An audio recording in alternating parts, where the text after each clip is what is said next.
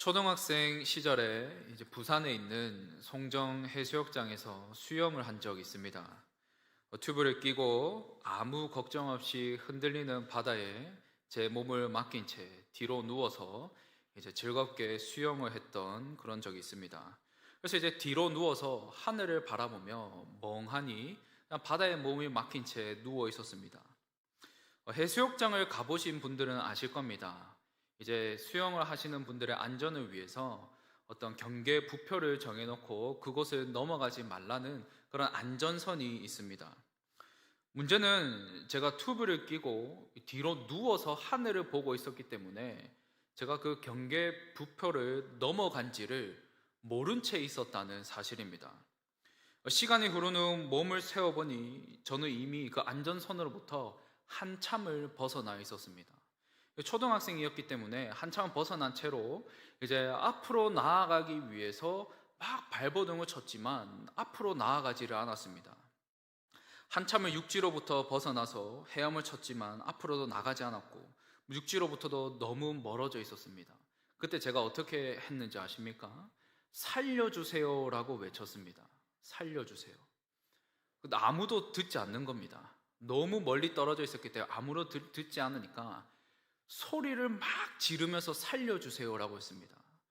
지금 웃으면서 말할 수 있겠지만 그때는 정말 공포심을 느꼈기 때문에 소리를 막 지르면서 살려주세요라고 외쳤습니다. 그러나 저를 구하러 오는 사람은 없었습니다. 아무도 없었습니다.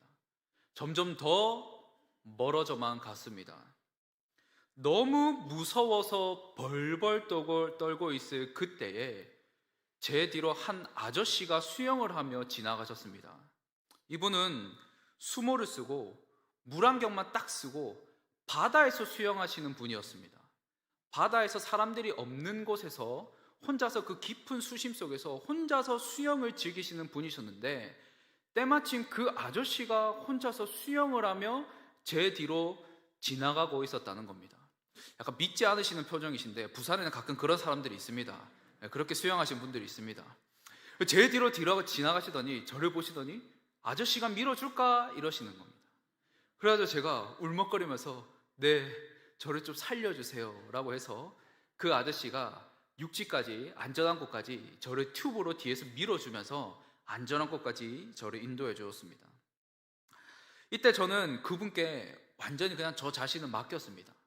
완전히 그분께 저를 맡겨드리고 바다 한가운데서 저를 구해줄 것이라는 그 굳은 믿음과 신뢰가 있었기 때문에 저를 맡겨들었고 저는 결국에는 안전한 곳까지 돌아오게 되었습니다. 그 뒤로는 바다에서 수영할 때 절대 경계 부표를 넘어가지 않습니다.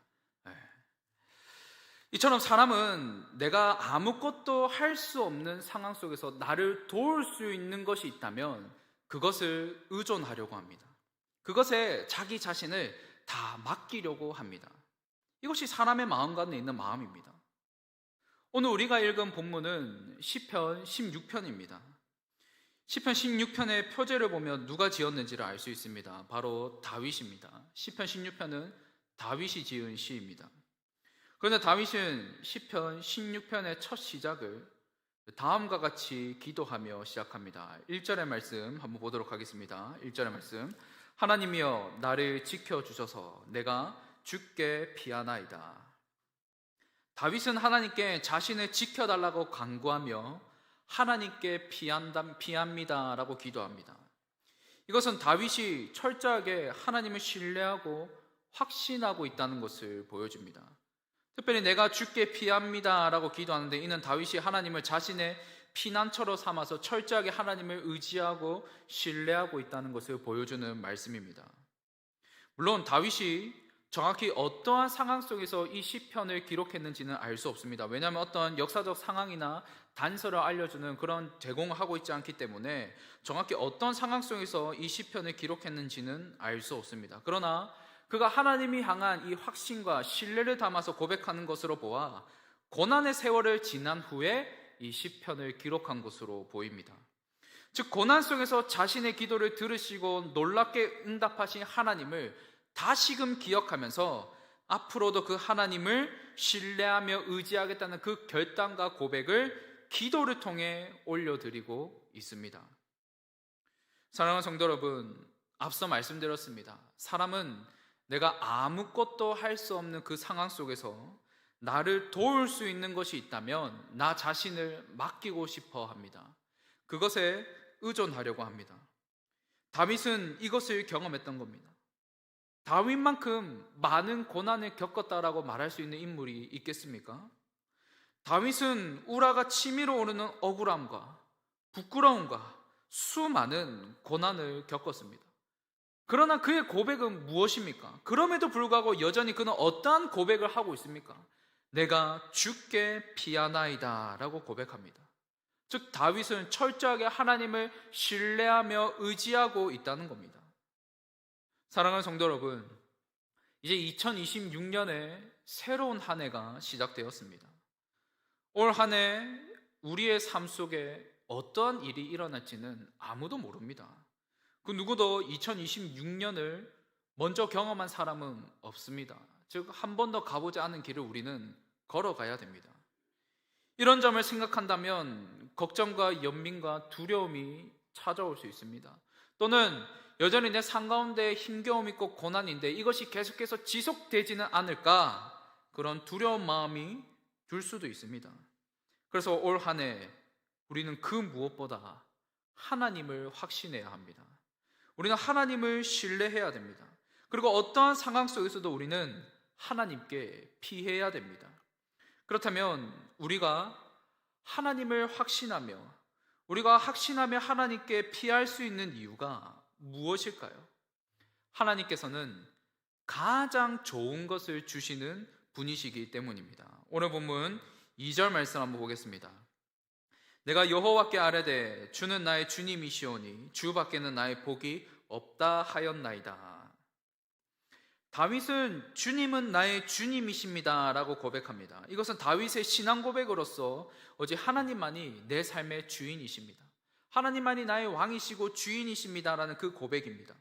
자, 그런데 자신의 삶의 주인 되신 하나님께서 다윗의 삶 가운데 무엇을 베풀어 주셨습니까?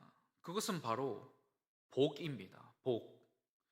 특별히 주밖에 나의 복이 없다라는 것은 하나님을 떠나서는 그 어떤 복이 없다라는 것을 의미합니다. 즉 오직 하나님만이 복이 근원이시며 가장 좋은 것으로, 가장 복된 것으로 자신의 삶을 채워주시는 분이라는 것을 고백합니다. 그렇다면 구체적으로 어떤 복을 주셨을까요? 오늘 보면 5절에서 고백합니다. 나의 산업, 나의 잔, 나의 분깃을 언급하고 있습니다.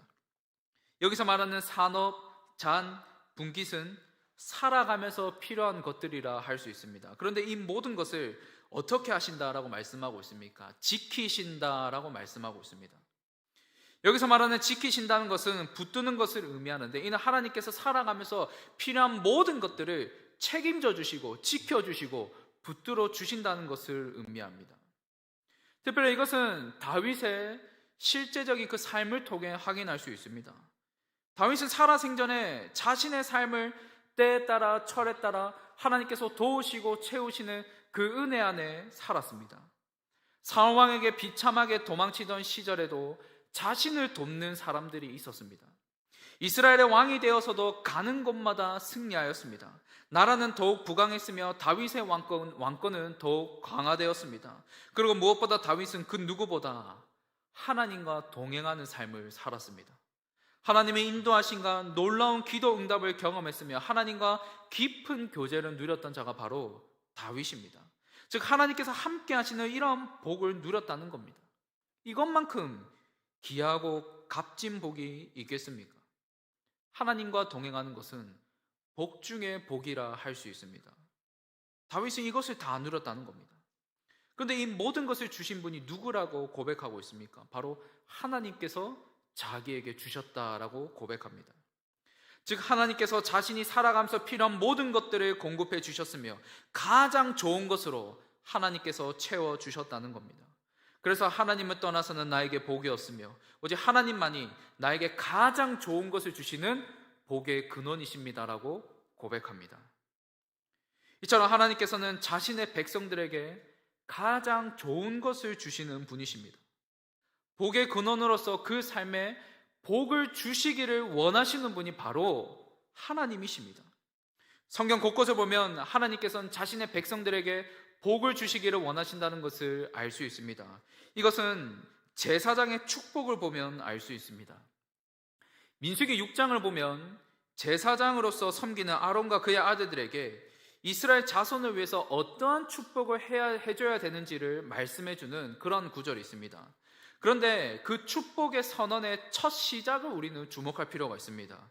민수기 6장 24절의 말씀을 보면 여호와는 내게 복을 주시고 너를 지키시기를 원하며, 이스라엘 백성들을 향한 그 축복의 선언의 첫 시작에서 무엇이라고 말씀하고 있습니까? 여호와는 내게 복을 주시고 라고 말씀하고 있습니다. 즉 하나님께서는 자신의 백성들에게 복을 주시기를 원하시는, 가장 좋은 것을 주시는 그러한 분이시라는 겁니다. 그리고 복을 주시는 하나님께서 너를 지키시기를 원하신다라고 말씀합니다. 여기서 지키신다는 것은 재앙에서 보호한다는 의미로서 환난과 공고와 고난 속에서도 하나님께서는 자신의 백성들을 외면하지 않으시고 지키신다는 것을 의미합니다. 이처럼 하나님께서는 자신의 백성들에게 복을 주시기를 원하시는 그런 선하신 하나님이십니다. 그래서 다윗은 내 인생 모든 과정 속에서 내가 주께 피합니다. 왜냐하면 하나님께서는 나를 외면하지 않으시고 나를 지키시고 나에게 가장 좋은 것을 주시는 분이시기 때문입니다라고 이 시편의 말씀을 통해 고백하고 있는 겁니다. 사랑하는 성도 여러분, 우리가 살아가다 보면 때로는 내 삶에 이해가 되지 않는 순간들이 있습니다. 내 삶에 찾아온 시련과 힘겨움으로 인해 왜 하필 내 삶에 이런 일이 일어났는가, 이런 의문이 들 때가 있습니다. 하지만 그럼에도 불구하고 우리는 어떻게 해야 되겠습니까? 우리는 하나님께로 피해야 됩니다. 왜냐하면 그분은 우리에게 가장 좋은 것을 주시는 선하신 하나님이시기 때문입니다. 그래서 내 삶에 어려운 순간이 있을지라도 시간이 흘러보니 모든 것이 하나님의 은혜였음을 발견할 때가 있지 않습니까? 그때 하나님께서 나를 도와주셨기에, 그때 하나님께서 나를 채워주셨기에, 그때 하나님께서 나의 피난처가 되어주셨기에 오늘의 내가 이 자리에 있다는 것을 깨달을 때가 있지 않습니까? 그렇게 우리는 하나님께로 피할 수밖에 없습니다. 왜냐하면 그분은 우리에게 가장 좋은 것을 주시는 선하신 하나님이시기 때문입니다. 그렇게 성도 여러분, 2026년 올 한 해 우리의 삶 속에 어떠한 순간을 맞이할지라도 오직 하나님께로 피하시기를 바랍니다. 그래서 자신에게 피하는 자들에게 가장 좋은 것을 허락하시는 그 하나님의 선하심을 누리시기를 주님의 이름으로 축복합니다. 자, 그런데 하나님께로 피하는 자에게 필요한 것이 있습니다. 그것이 무엇일까요? 그것은 바로 오직 하나님만을 섬기겠다는 결단이 필요합니다. 4절의 말씀입니다. 다른 신에게 예물을 드리는 자는 괴로움이 더할 것이라. 나는 그들이 드리는 피의 전제를 드리지 아니하며 내 입술로 그 이름도 부르지 아니하리로다.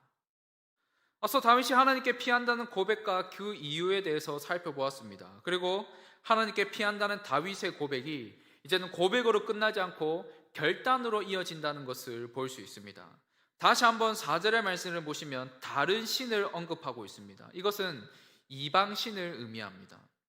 특히 피의 전제를 언급하고 있는데 이것은 이방신을 섬기는 제사 행위를 의미합니다. 즉 이방신, 우상과 같은 이러한 것들을 지금 언급하고 있다는 겁니다. 그러나 다윗은 이 같은 이방신에 대해서 어떻게 하겠다라고 말하고 있습니까? 이방신에게 드리는 제사에 가담하지 않을 뿐더러 그 이름조차도 부르지 않겠다라고 말하고 있습니다. 즉 다윗은 결단코 다른 이방신들을 섬기지 않겠다는 그 결단을 지금 하고 있다는 겁니다. 그렇다면 결국 이것이 무엇을 의미하겠습니까? 오직 하나님만을 섬기며 하나님만을 예배하며 살아가겠습니다라는 그 결단이 이 고백 속에 담겨져 있다는 겁니다. 그의 모든 섬김, 모든 헌신, 예배 오직 하나님께만 올려드리겠다는 겁니다. 우리는 여기서 오직 하나님만을 섬기겠다는 그의 열심을 발견할 수 있습니다. 이방신들은 거들떠보지도 아니하고 오직 그의 시선이 오직 하나님을 향해 있다는 것을 우리는 발견할 수 있습니다. 특별히 오직 하나님만을 섬기겠다는 다윗의 이 같은 결단과 헌신은 사실은 하나님께서 원하시는 부분이었습니다. 하나님께서 이스라엘 백성들에게 하시는 말씀 중에 이방신을 섬기지 말고 오직 하나님만을 섬겨야 된다고 말씀하십니다. 이러한 말씀 내용들이 자주 등장하는 것을 볼 수 있습니다. 반복적으로 이방신을 섬기지 마라, 오직 하나님만을 섬겨야 된다, 이런 말씀들이 등장합니다. 심지어 출애굽기 34장 14절에는 이런 말씀이 있습니다. 너는 다른 신에게 절하지 말라. 여호와는 질투라. 이름하는 질투의 하나님임이라. 이 말씀을 통해 다른 신을 섬기는 우상 숭배를 하나님께서 극도로 싫어하신다는 것을 알 수 있습니다. 그래서 질투하시는 하나님이시라고 그렇게 말씀하고 있지 않습니까? 하지만 이스라엘이 어떠한 모습을 보였습니까? 다른 신의 이름을 불렀습니다. 다른 신을 섬겼습니다. 그 다른 신을 섬기는 일에 열성을 쏟았습니다. 열심을 다했습니다. 하나님께서 원하시는 모습과는 정반대의 모습을 보였던 겁니다. 하지만 하나님께서는 다른 신을 섬기지 않기를 너무나도 원하시는데, 특별히 이 마음을 호세아서를 통해서 한번 확인해 볼 수 있습니다. 호세아 2장 17절의 말씀을 보면 내가 바알들의 이름을 그의 입에서 제거하여 다시는 그의 이름을 기억하여 부르는 일이 없게 하리라. 북이스라엘의 백성들이 바알을 숭배하며 우상을 숭배했습니다. 하나님의 백성들이 하나님이 아닌 우상을 숭배했습니다. 이방신의 이름을 불렀습니다. 그런데 하나님께서는 이방신인 바알의 이름을 부르고 바알을 숭배하는 그들을 향해서 그들의 입술과 기억 속에서 바알이라는 이 이름을 하나님께서 직접 제거하시겠다라고 말씀하고 있습니다. 우리는 이 부분을 주목해야 됩니다. 하나님께서 직접 제거하신 만큼 이방신을 섬기는 것, 우상을 섬기는 것, 이것을 극도로 싫어하시며 동시에 자신의 백성들이 오직 하나님만을 섬기고 예배하기를 너무나도 간절히 원하신다는 겁니다. 다윗은 이것을 알았던 겁니다. 이 하나님의 마음을 다윗은 알았던 겁니다. 하나님께서 진정으로 원하시는 것은 오직 하나님만을 섬기고 예배하는 것이기에 다윗은 하나님, 제가 오직 하나님만을 섬기겠습니다. 이방신의 그 이름조차도 부르지 않겠습니다. 오직 하나님만을 예배하며 섬기겠습니다라고 다윗은 결단하고 있는 겁니다. 그래서 사도행전 13장을 보면 다윗에 대해서 이렇게 말하는 것을 볼 수 있습니다. 다윗은 하나님 마음에 합한 자다라고 말씀합니다. 사랑하는 성도 여러분, 다윗은 하나님께로 피하면 하나님께서 지켜주시고 하나님께서 보호해 주실 것이라는 그 확신과 신뢰가 있었습니다. 그래서 오직 하나님만을 섬기겠다는 그 결단을 할 수 있었던 겁니다. 그렇다면 우리가 정말로 하나님께 피하면 하나님께서 나를 지켜주신다는 그 확신과 신뢰를 가지고 있다면 우리가 다른 것을 섬길 수가 있겠습니까? 하나님이 아닌 다른 것을 우리가 더 의존할 수 있겠습니까?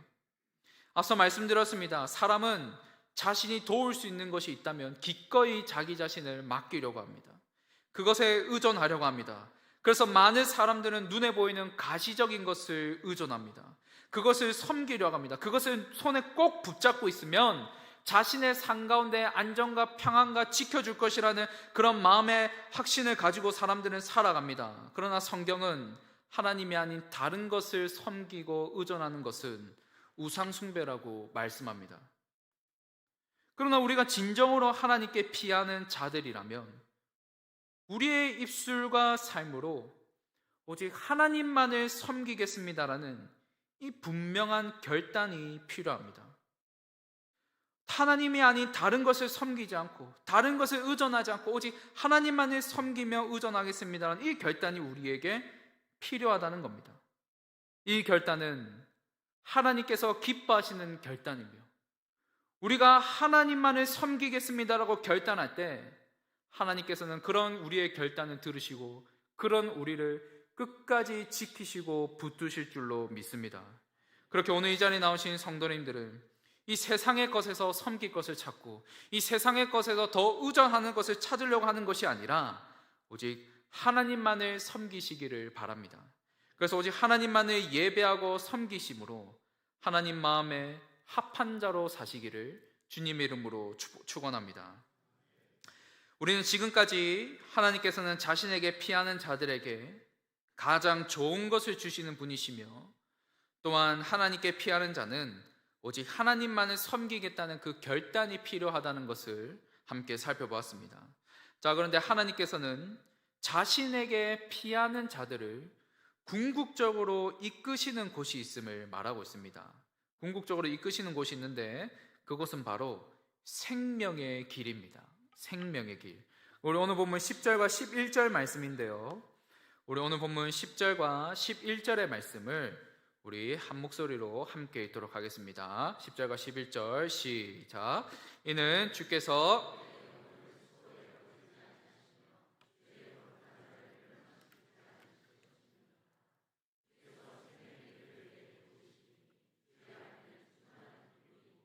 주의 오른쪽에는 영원한 즐거움이 있나이다.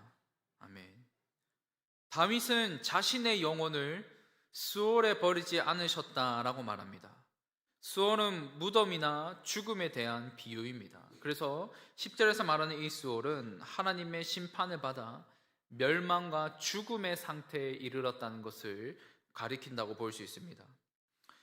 그러나 하나님께서는 다윗이 멸망을 당해 그런 죽음 가운데 있도록 내버려 두셨습니까? 그렇지 않습니다. 오히려 하나님께서는 다윗에게 생명의 길을 보여주셨고 그 길로 인도하십니다. 자, 그런데 우리가 주목할 점이 있습니다. 이 말씀에 대해서 시편 16편 10절과 11절에 대한 이 말씀에 대해서 신약 성경은 이 말씀을 어떻게 인용하고 있는가입니다.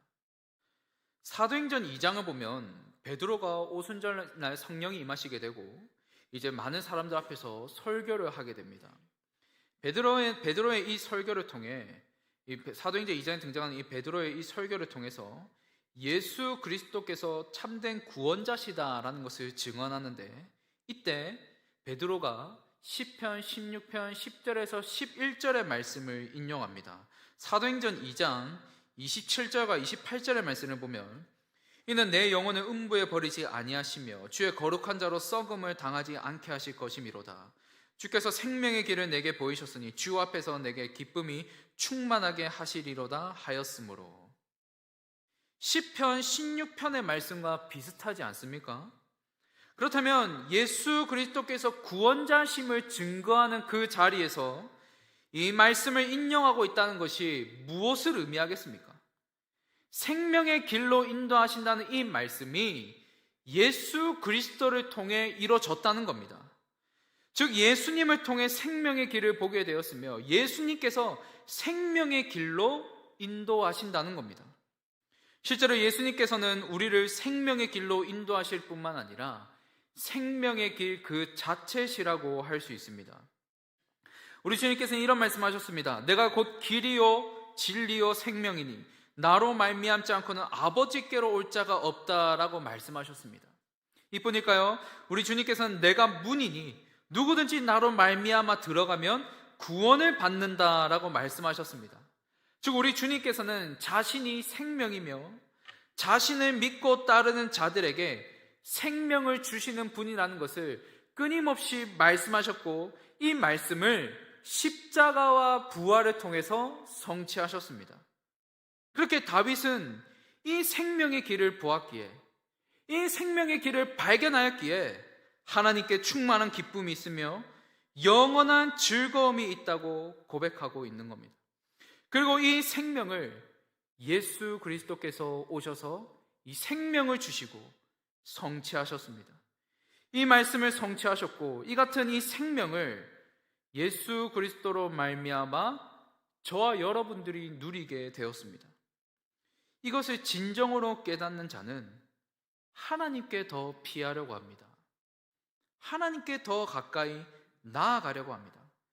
왜냐하면 자신에게 피하는 자들에게, 자신에게 나아오는 자들에게 가장 좋은 것을 주실 뿐만 아니라 나아가 궁극적으로 예수 그리스도를 통한 영원한 생명인 구원으로 인도하시기 때문입니다. 사랑하는 성도 여러분, 우리는 이 시편 16편의 말씀을 통해서 한 가지 분명한 사실을 발견할 수 있습니다. 그것은 바로 우리는 주님께로 피할 수밖에 없는 존재라는 겁니다. 왜냐하면 이 세상의 그 무엇도 우리의 생명을 지켜주지 못하기 때문입니다.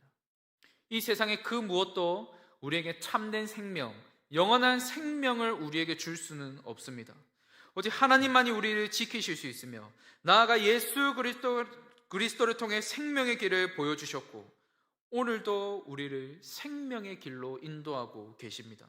그러니 우리는 하나님을 바라볼 수밖에 없고 하나님께 피할 수밖에 없는 그러한 존재입니다.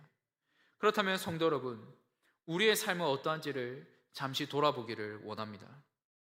어려움과 고난의 순간 속에 세상의 방법과 사람의 힘을 먼저 찾고 계십니까? 아니면 생명의 길을 보여주시고 그 길로 인도하시는 하나님께 나아가고 계십니까? 그러나 분명한 것은 우리의 삶 속에 불안이 찾아왔을 때, 우리의 삶이 흔들릴 때, 우리의 삶이 두려울 때 생명의 길 대신 예수 그리스도께 우리는 더욱 가까이 나아가야 되며 그분께로 우리는 피해야 된다는 사실입니다. 그리고 주께로 피하며 더욱 가까이 나아갈 때 절망이 충만한 기쁨이 되며 영원한 즐거움을 누릴 줄로 믿습니다. 그렇게 우리의 영원한 구원자 되신 예수 그리스도께로 피하시어 그 어떠한 절망적인 상황이 찾아올지라도 그 상황을 뛰어넘어 우리 주님 안에서 참된 생명과 기쁨을 누리시는 오늘 이 자리에 나온 모든 성도님들 되시기를 주님의 이름으로 축원합니다.